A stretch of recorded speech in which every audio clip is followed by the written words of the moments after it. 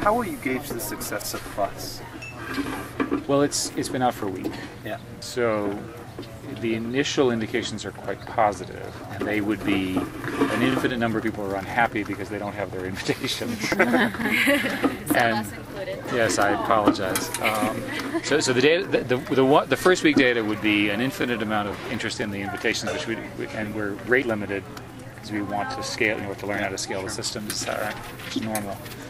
And then if you read the reviews, people seem to understand that it's somewhat different from Facebook, which is another sort of criteria that it has.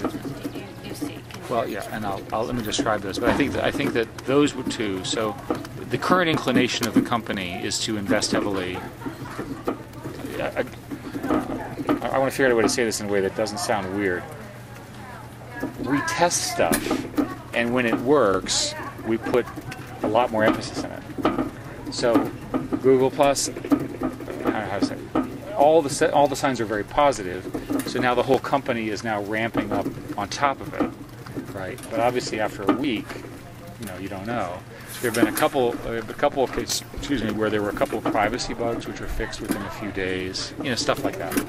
Which is the purpose of why we're doing it. It's called a closed beta for a reason. So the differences are the first. Well, I'll give you my opinion. So the first difference is that circles are organized around the set of relationships that you in fact have in life. So in my case, I have 5, 6, 7 sort of slightly overlapping group of people, and I really do behave differently with respect to information between those people. Circles is particularly well suited to the sort of tight contact list that you have in your on your phone. The people you call all the time, that kind of stuff. Sort of the tight links problem. And so that's a differentiator. And people seem to like that. They like the UI. They understand it intuitively. It makes sense. The other thing so far that I agree with is that we have a somewhat different view of privacy. The privacy defaults are different. The way we handle it is different, and so forth. So those are two differences. Do you think that you have more control as a consumer over what's shared with people? You have more control, but also the defaults are different. Okay, more control than a Facebook user. Well, again, I don't want to overstate it, because if you work hard on Facebook, and I don't want to do Facebook review. You guys can do this yourselves. Well, it is hard work to set different. Again, I'll let you verbalize it, but fundamentally, we tried to build a system that you could use for the relationships that you manage all the time. Now, the background of this, again, I want to emphasize, the problem that the internet has is that the people who built the internet did not get a stable version of identity. Right? There's not and you need identity in the sense of that you are a person, this is who you are, this is what you're up to, these are your friends, and so forth. So Facebook has done a particularly good job of using identity, and the way they do identity is they disambiguate names by your friends. So if you're named John Smith, they show you a bunch of John Smiths, and they say, well, pick the John Smith, and you would disambiguate based on your friends, which is very clever, by the way, because names are not necessarily unique. But the internet needs an identity server, and people have been confused, because I've talked about this many times. The issue in the internet is not the lack of Facebook. The issue in the internet is the lack of identity. And if you had a strong and clear identity, there's a lot of things that you could do, again, with people's permission and so on and so on. And it does not then follow that you should also give up anonymity. You want to be able to be anonymous, and you also want to opt in to have an identity. With the identity, we can provide better services. The most obvious one has to do with like YouTube recommendations, search recommendations, so forth and so on. We can do that based on knowing who you are accurately, and then also who your friends are. So as we move our stuff onto what you think of as Google Plus, there's a nice set of product improvements in core search, core YouTube, maps, and so forth and so on, which should drive adoption. How satisfied are you with currently how you deployed kind of the social graph, with Google Plus and such? I mean, are you thinking of maybe filling it out with other products? There's a lot coming. Do you want to elaborate? No. No, but I do, and I'm sorry you don't have your invitations. You should try the Hangout stuff. It's really neat. You should try the thing that they have a neat feature where you take a photograph and it's immediately on your circle, in your circles. They've got a bunch of stuff like that, and there's a lot of that coming. So again, we're trying to use the identity infrastructure to make the Google products really interesting. And Hangouts is fun, and it shows off some of our video conferencing capability, but in a particularly fun way. So if you have a Google profile and are active on Plus, do you automatically start seeing recommended search or personalized search? You have, first place, you have control over this. If you basically, if we know, in this scenario where your friends have opted in, and you have a friends list, and you have opted that list in, the answer is yes, search will get better. But again, you won't see much now because that technology is being improved right now. Are business accounts and ads something you'll introduce soon to Plus? Don't know. The general philosophy, well, it's easier to answer it as a philosophy. It's a week into it. On the assumption the thing grows, scales, etc., which it looks like it will, then we're going to, someone is calling you while you're recording. That's okay, you can say hello. Oh, you can say hello. You can say hello, it's fine. The assumption is everything will move over to using the Plus infrastructure over time. So we'll take advantage of it. Can you talk a little bit about how people are using it, how much time they're spending on it? It's too early.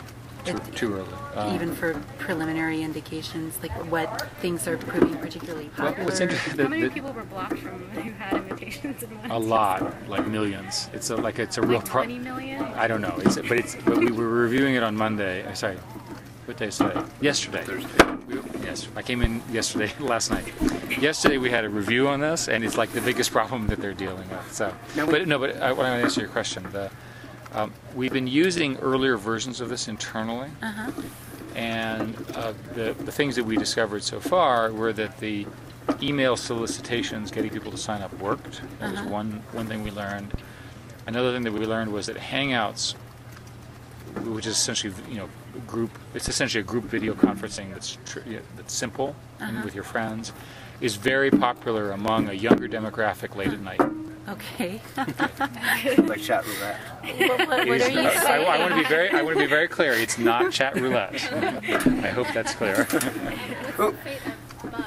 Will that stay within Gmail, or will there be a chance that gets incorporated? I'm assuming, again, these are all very reasonable questions. I think that, imagine the wave going through the company. Sorry about the wave. Imagine now all of those properties adopting the circles metaphor, and Buzz adopting that as well, Gmail adopting it. If you think about it, Gmail, what you really want with Gmail is you want all your normal contact lists, plus you want to be able to deal with the circles as emails. So again, think of circles as an organizing principle around the people you care about, and then think about everything you use in the older way, and then imagine taking circles and applying it to them. That's what they're doing. How many people are testing Google Plus right now? I don't know, but it's millions. It's a lot. Is personal identity on the web going to be an either-or game? I mean, it seems like if you talk about an identity provider for the web, there's one issuer of driver's license is in the U.S. That's because it's government regulated, but you could imagine private sector having lots of different government, driver's licenses and competing for identity and providing, better or worse as long as they were regulated and were not lying. First place, I may have overstated. I was trying to put it in a historical context.